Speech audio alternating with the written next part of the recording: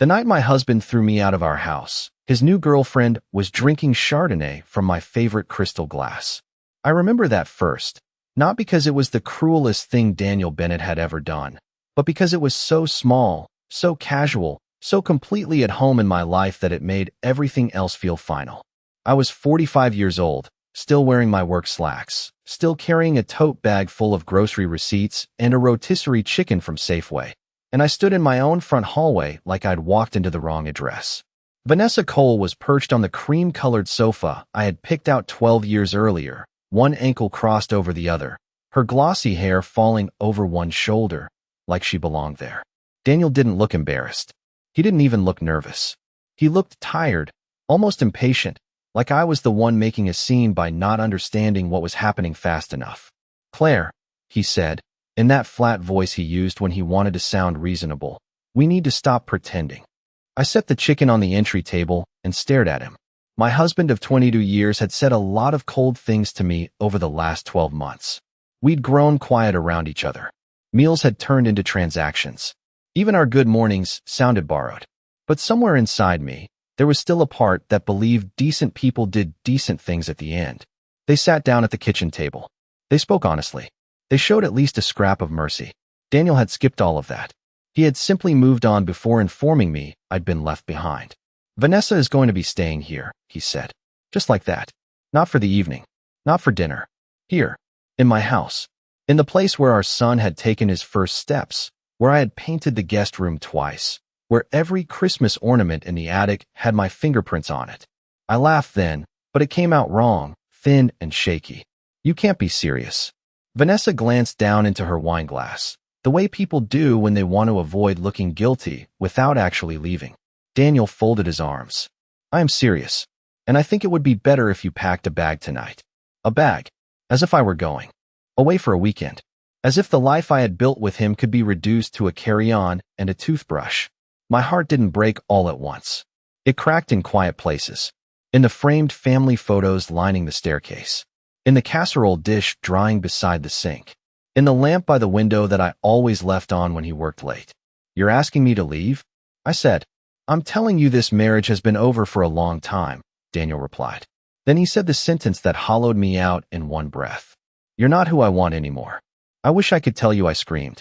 I wish I could tell you I threw the wine glass against the wall or marched over and told that woman to get out of my seat. But humiliation has a way of making you strangely still.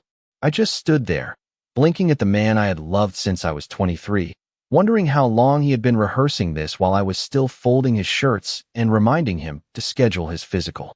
Outside, the porch light glowed warm against the March rain, and inside, I realized I was no longer a wife coming home. I was a problem being removed. I did not pack much. That is one of the details people never understand when they hear a story like mine later, after time has softened the edges and made it sound almost cinematic. They imagine a dramatic exit, suitcases lined up by the door, some grand declaration about dignity and betrayal. But real humiliation is smaller than that. Real humiliation is standing in your bedroom while another woman waits downstairs, trying to decide which sweater you can live without, because the overnight bag in your closet suddenly has to hold what is left of your life. My hands shook so badly that I could not zip it the first time. I took 2 pairs of jeans, underwear, my navy cardigan, my toothbrush, my blood pressure medication, my phone charger, and the framed photo of my mother that had sat on my dresser for 15 years. I left the pearls Daniel gave me on our 20th anniversary. I left the winter coat I loved because it was hanging in the front hall, and I could not bear to walk past Vanessa to get it. I left half. My shoes, my recipe box, the yellow mixing bowl from my wedding shower, and every illusion I still had about what kind of man my husband was. When I came back downstairs, Daniel was standing by the kitchen island like he was waiting for a contractor instead of dismissing his wife. Vanessa had moved into my seat at the table. Not literally my legal place in the house. Not yet anyway, but my seat. The one by the window where I drank coffee every morning and watched the maple tree turn color each fall. She gave me a quick smile, nervous and polished, as if good manners could make the whole thing less ugly. Daniel reached into his pocket and held out my spare house key on the little silver ring I had bought in Nantucket years ago. "Leave yours," he said. I stared at him for a second, Not because I did not understand, but because some part of me still expected him to hear himself and stop. To say this had gone too far.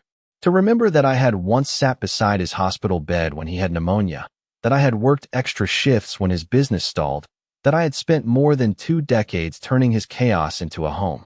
Instead, he just waited. So I slid my key off my ring and set it on the counter. The metal made the tiniest sound when it touched the granite, but in my memory, it lands like a door slamming shut. Where am I supposed to go? I asked. Daniel exhaled, like I was making this harder than necessary. You have friends. You will figure something out. You will figure something out. Not we.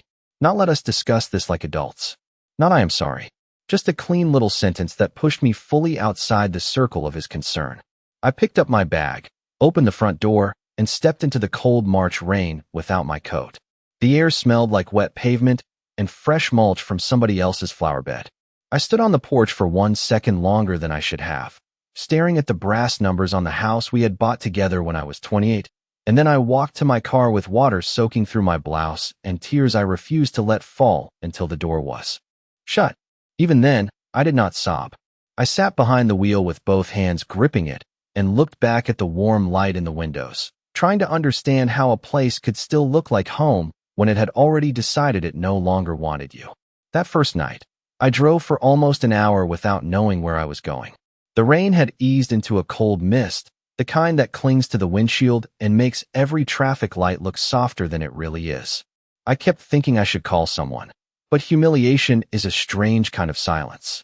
It does not only break your heart, it makes you want to hide the pieces before anybody sees them. My phone lit up twice on the passenger seat, and for one foolish second, I thought it might be Daniel. Maybe he had come to his senses. Maybe he was standing in the kitchen, looking at the key on the counter, realizing what he had done. But it was only a pharmacy reminder and a sale alert from a home goods store, cheerful little messages from a world that had no idea mine had just been erased. Around 10:30, I pulled into the parking lot of a 24-hour grocery store in the next town over and parked beneath a flickering light near the edge of the lot. There were only a handful of cars there, a minivan, a pickup truck, a delivery van with no logo on the side. I turned off the engine and just sat there listening to the ticking sound of the hood cooling down. I had not eaten dinner.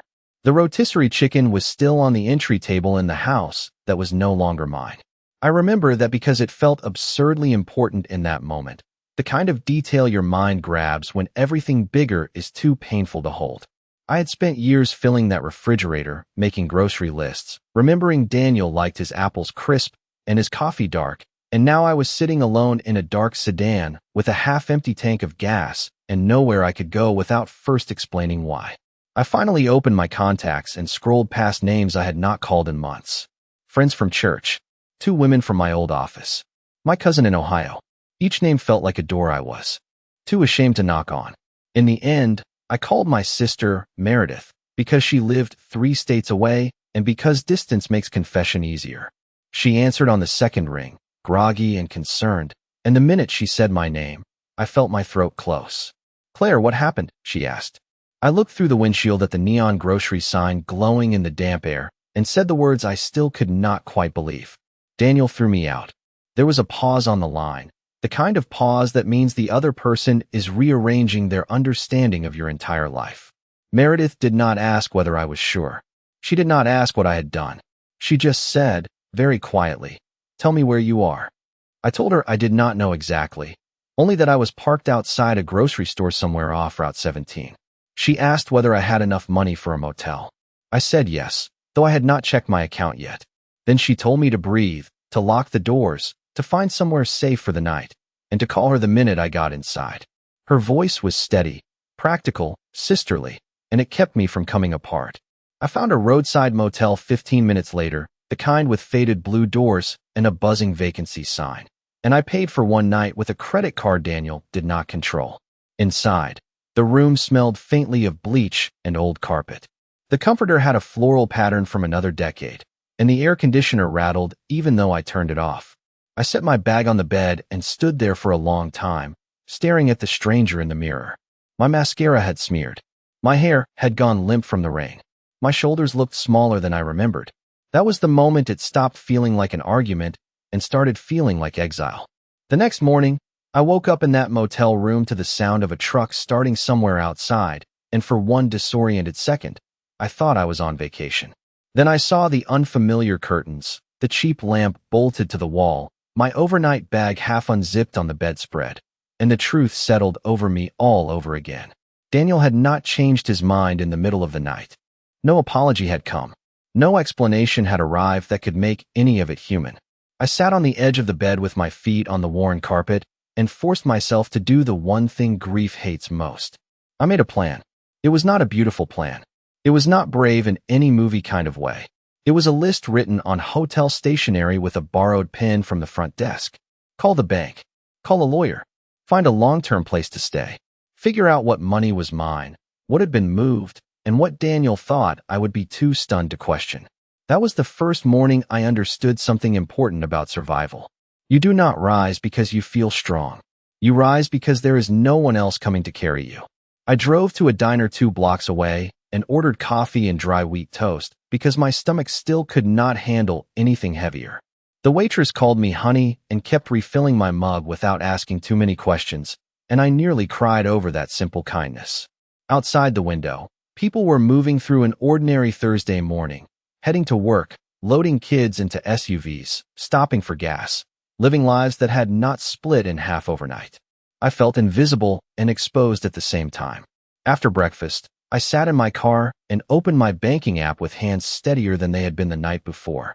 My checking account was still there. My savings had less in it than I expected, but not nothing. Daniel had always handled most of the long-term financial planning, and for years I had let that arrangement stand, because marriage is built on trust until it is built on convenience, and sometimes you do not know when one becomes the other. By noon, I had rented a modest 1-bedroom extended stay unit on the other side of town. It had beige walls, a narrow galley kitchen, and a mattress firmer than I liked, but it had a lock, a mailbox, and no memories attached to it. I signed the lease for 3 months and carried in my bag 2 drugstore shopping bags and the photo of my mother. That was all I had with me, and somehow seeing those few things in that small apartment made me feel both shattered and oddly awake. I called an attorney that afternoon, a woman named Janet Holloway, whose receptionist squeezed me in after I said the words marital home and removed without notice. Janet wore tortoiseshell glasses and had the calm expression of someone who had seen every variety of betrayal money and marriage could produce. She did not react with pity. She reacted with focus, which was better. She asked clear questions. Whose name was on the deed? Whose name was on the accounts? Whether there had been threats. Whether I had documentation. Whether there were retirement funds, life insurance policies, credit cards, hidden withdrawals. Every question pulled me a little farther out of shock and a little closer to reality. When I left her office, the sky was clear for the first time in 2 days. The air smelled like cut grass and gasoline, ordinary American spring. I sat in my car with a folder of paperwork on the passenger seat and realized that the woman who had cried in a motel mirror the night before was still with me, but she was no longer alone. Something else had joined her now. It was not hope yet. Hope was too soft a word for what I felt. It was resolve, plain and unsentimental. Daniel Bennett had thrown me out like I was already erased, but I was beginning to understand that being discarded and being defeated were not the same thing at all. The first few weeks passed in paperwork, silence, and a kind of exhaustion that sat deeper than sleep could fix. My days became small and practical. I went to work, answered emails, met with Janet, and came home to an apartment so quiet I could hear the refrigerator hum from the bedroom. I bought a cheap set of dishes from Target, a navy bath towel, and 2 potted herbs for the kitchen windowsill because I needed proof that a life, even a reduced one, could still be arranged with care. I did not post anything online. I did not call mutual friends and deliver my version first. I did not beg Daniel for explanations he had already made painfully clear by his actions. I was learning that dignity sometimes looks less like a speech and more like restraint. But even when you choose silence, the world has a way of bringing you news you never asked for. About 6 weeks after I left the house, I saw the first picture of Daniel and Vanessa on social media. I was not looking for it. A former neighbor sent it by accident, then followed up with 3 apologetic texts that only made it worse. There they were at a rooftop restaurant downtown. Daniel in the blue sport coat I bought him for our anniversary. Vanessa leaning into him with a smile, so bright it looked rehearsed. The caption said something about new chapters and second chances. I stared at the screen until the image blurred. It was not jealousy exactly. It was the strange, hollow shock of watching someone publicly celebrate the ruins they built out of your life. A week later, there was another post. Napa Valley. Then one from a country club brunch. Then a selfie in what used to be my kitchen, with new bar stools I had not chosen and white tulips in the vase that once held my sunflowers. For a few days, I let those images poison the air around me. I compared their polished little moments to my folding table, my thrift store lamp, my careful budgeting. I wondered whether Daniel felt lighter without me. Younger. More admired.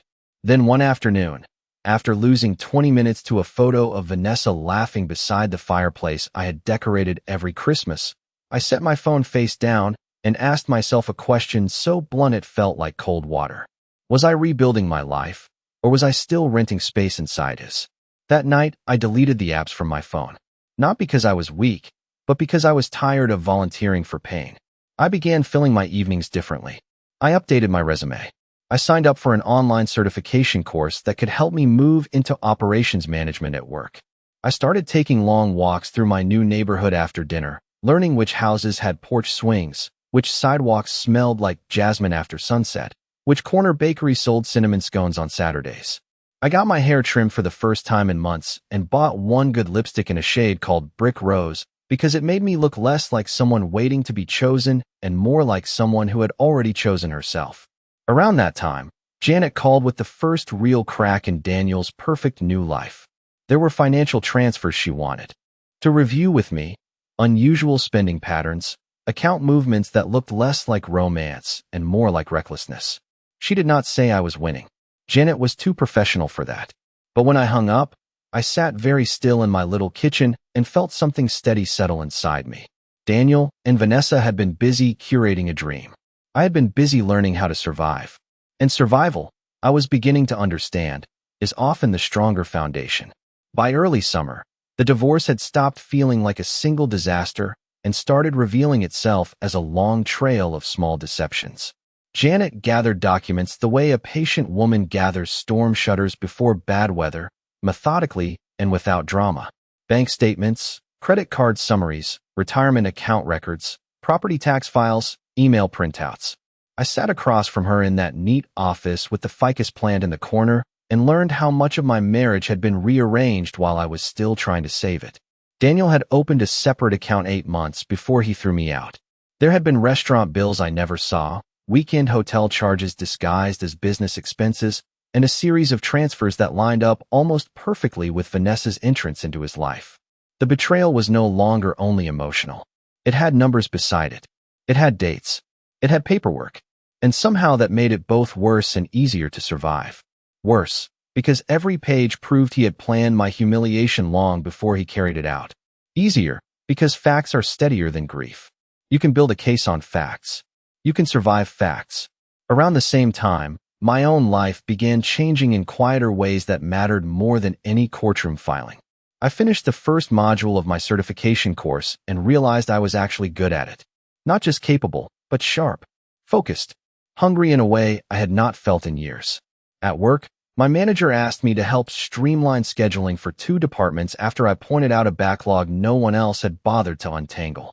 A month later, I was given a new title, a modest raise, and my own office with a narrow window that overlooked the parking lot. It was not glamorous, but when I sat at that desk for the first time and saw my name printed on the door, I felt something close to pride. Not the borrowed pride of being someone's wife, someone's support system, someone's reliable behind-the-scenes person. Mine. Entirely mine. I bought myself a second-hand leather chair for the apartment to celebrate. Deep green with one worn armrest and more character than anything Daniel had ever chosen. I started cooking again too, not the big family-style meals I used to make out of habit, but small, careful dinners for one. Lemon chicken, roasted potatoes, tomato soup with grilled cheese on rainy nights. Feeding myself became another kind of repair. Then, in late August, the first real rumor about Daniel reached me through a former colleague of his whom I ran into at a coffee shop. He looked uncomfortable the moment he recognized me, which told me more than his words did. Daniel's firm had not renewed his contract. There had been tension over missed deadlines, expensive client entertainment, and choices that no longer looked as clever in the light of day. I nodded like the information meant very little, thanked him for letting me know, and walked back to my car with an iced coffee sweating in my hand. I did not smile. I did not feel triumphant. What I felt was stranger than that. It was the slow, sober understanding that consequences had finally started looking for him. That night, I sat by my apartment window and watched heat lightning flicker far out over the dark horizon. My place was still small. My bank account still required care. My future was not polished or easy or guaranteed. But for the first time since Daniel had told me to pack a bag, I did not feel like a woman stranded at the edge of somebody else's choices. I felt like a woman standing at the beginning of her own life, and that was far more powerful than revenge. By the time fall arrived, I had stopped measuring my life by what Daniel had taken from me and started measuring it by what I had quietly built without him. The divorce was still moving through its final stages, slow and expensive in the way these things often are, but my days no longer revolved around waiting for the next document, the next update, the next insult disguised as negotiation. I had a rhythm now. Work in the morning, a walk after dinner, laundry on Sundays, coffee on my own small balcony when the weather was cool enough to make the air feel clean. I had even begun sleeping through the night again, which felt less like healing and more like a miracle. That was why, on the evening Daniel showed up at my door, I almost did not answer the knock.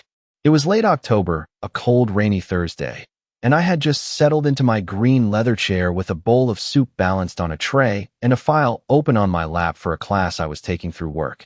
The knock came once, then twice, firm but uneven, and I remember feeling annoyed before I felt uneasy. Hardly anyone came by unannounced. Meredith was in Ohio. My few local friends always texted first. For a second I thought it might be a delivery dropped at the wrong apartment, and I nearly ignored it. Then the knocking came again, slower this time, and something in me went still. I set the bowl down, crossed the living room, and looked through the peephole. At first I did not recognize him. The man standing under the weak hallway light had Daniel's height and Daniel's shoulders, but not Daniel's certainty. His coat was wrinkled and damp at the collar. His hair, once trimmed every 3 weeks without fail, had gone uneven around the ears. His face looked older, not by years exactly, but by wear. The kind of wear that comes when pride has been peeled back one layer at a time. I opened the door only a few inches, leaving the chain on. Daniel looked at me with an expression I had not seen in 22 years of marriage. Hesitation. "Claire," he said, and even my name sounded different in his mouth now, thinner, as if it had traveled a long way to reach me. For one strange second, all I could think was that he had no flowers, no prepared speech, no polished explanation. The man who once cared so much about appearances had arrived with nothing but rain on his shoulders and need in his eyes. "What are you doing here?" I asked. He glanced down the hallway before answering, like he was ashamed someone might see him. "I need to talk to you." I did not move. The hallway smelled faintly of wet concrete and somebody's dinner from another unit, garlic and butter and something baked. Ordinary smells, ordinary sounds. Yet the moment felt suspended outside ordinary life. 3 years earlier, Daniel had stood in our kitchen and told me to pack a bag as if my absence were a practical improvement. Now he was on the wrong side of my locked door, asking for time I no longer owed him. "This is not a good time," I said. He pressed his lips together, then nodded once, the way people do when they are trying not to let desperation show too soon. "Please, Claire, just 5 minutes." That word landed harder than I expected. Please. Daniel had not said please when he asked for my key. He had not said please when he let another woman sit in my chair and smile through my humiliation. He had not said please in any of the legal filings, the delays, the cold little maneuvers that followed. But there it was now, late and damp and uselessly sincere.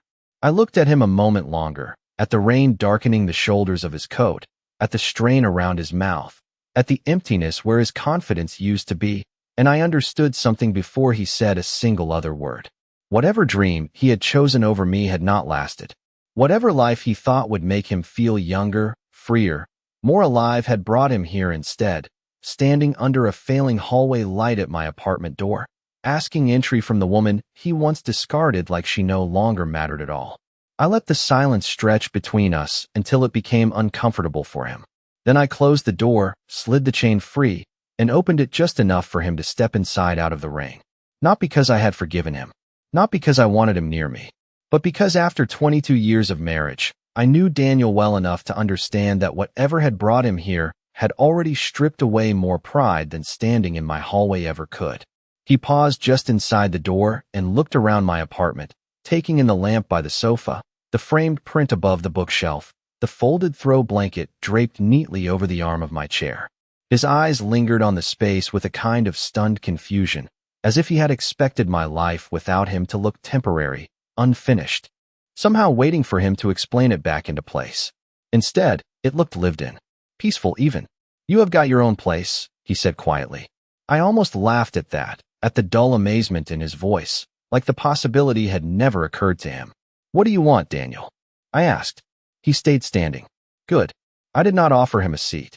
For a moment he rubbed his hands together, then looked down at the floor, and when he finally started talking, it all came out in pieces. Vanessa was gone. Not gone for the weekend or gone after another one of their dramatic breakups. Gone. She had left 6 months earlier. There had been debt, more than he admitted at first. Credit cards, travel, shopping, a condo lease with a monthly payment that sounded ridiculous even before he said the number out loud. He had covered expenses he could not sustain because he wanted to keep up the life they had created together, the polished restaurants, the weekends away, the image of success. Then his work problems got worse. Clients had left. His contract had not been renewed. He sold the house. Not our house. He corrected himself quickly, then looked ashamed. The house. Most of the money had gone to paying off balances, legal fees, and things he called mistakes with the vague language people use when the truth is too ugly to name directly. She emptied what was left before she left, he said finally, his voice rough with something that might have been embarrassment. I trusted her. That was the moment I looked at him differently. Not with pity, with clarity. I thought of the night he told me I was not who he wanted anymore. I thought of the key on the granite counter, the rain on my blouse, the motel room with the floral comforter, the folding table in my first apartment, the way I had built back my life one receipt and one hard decision at a time. And here he was, offering me the same sentence in a different suit. I trusted her. Daniel went on, words spilling faster now that he had begun. He said he had made terrible choices. He said he had been selfish, foolish, blinded by ego. He said he saw things clearly now. He said I had always been the one person who truly cared. For him, the one person who kept life steady, the one person he should have valued. Then he finally said what he had really come to say. He needed help. He said it carefully, like he was trying to make it sound smaller than it was. A place to stay for a little while. Maybe alone until he got back on his feet. Maybe, if I could find it in my heart, a chance to start over. I stood there with my hands resting lightly at my sides and listened to the rain tap against my windows. 3 years earlier, I had begged for basic dignity and been denied it in my own home. Now the man who had denied it was asking me for shelter, money, and mercy, and for the first time since he arrived, I felt completely calm. I looked at Daniel for a long moment and realized I felt nothing that resembled the woman he had left behind. No panic, no longing, no desperate urge to prove my worth to the man who once held it so cheaply. The rain tapped softly against the windows, and the warm light from my living room lamp fell across the floor between us like a line neither of us could cross. Daniel must have mistaken my silence for hesitation, because he took one cautious step forward and lowered his voice into something gentler, almost familiar. "Claire, I know I do not deserve your kindness," he said, "but I am asking anyway. I have nowhere else to go." That sentence might have undone me 3 years earlier.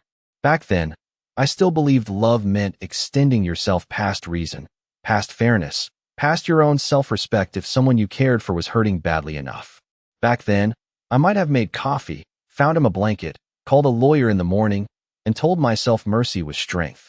But the woman standing in my apartment that night had been built out of harder lessons. She knew that compassion without boundaries is just another way of abandoning yourself. I thought about the first night in the motel room, how I had stared at my face in that cloudy mirror and barely recognized the person looking back at me. I thought about the months of budgeting, the legal meetings, the evenings studying after work, the quiet pride of earning my own promotion, the first meal I cooked in this apartment that tasted like dignity instead of survival. None of that had been given to me. I had built it, piece by piece, alone. And now Daniel stood in front of me, asking to be led into the very life that had only become possible after he was gone. You trusted her, I said, repeating his words calmly. That is what you told me. He nodded, his face tightening. Yes. I held his gaze. I trusted you. He looked down then, and for the first time since he arrived, the room went completely still. He did not interrupt. He did not defend himself. Good. Some truths deserve to land without being softened. I trusted you with my home, I continued. I trusted you with my future, my finances, my time, and the best years of my adult life. And when you were done using all of that, you told me to take a bag and figure something out. Daniel opened his mouth, but I raised one hand, and he stopped. My voice never rose. It did not need to. I figured it out, Daniel. I found a place to live. I found my footing. I rebuilt everything you thought would collapse without you. And I did it without asking you for a dime, a room, or a second chance. He swallowed hard. I know I was wrong. You were cruel, I said. There is a difference. His shoulders sank then, not dramatically, just a little, like a man finally too tired to keep standing inside his own excuses. He looked older than he had even an hour earlier. Smaller, somehow. I almost pitied him, and that was the moment I knew I was truly free. Because pity is not love. Pity does not open locked doors. I walked to the small table by the entryway, picked up my wallet, and pulled out enough cash for a taxi and one night in a modest motel. I folded the bills once and held them toward him. He stared at the money, then at me. Claire, he said, and there was shame in his voice now, real shame, not the polished version people perform when they hope it will purchase forgiveness. Please.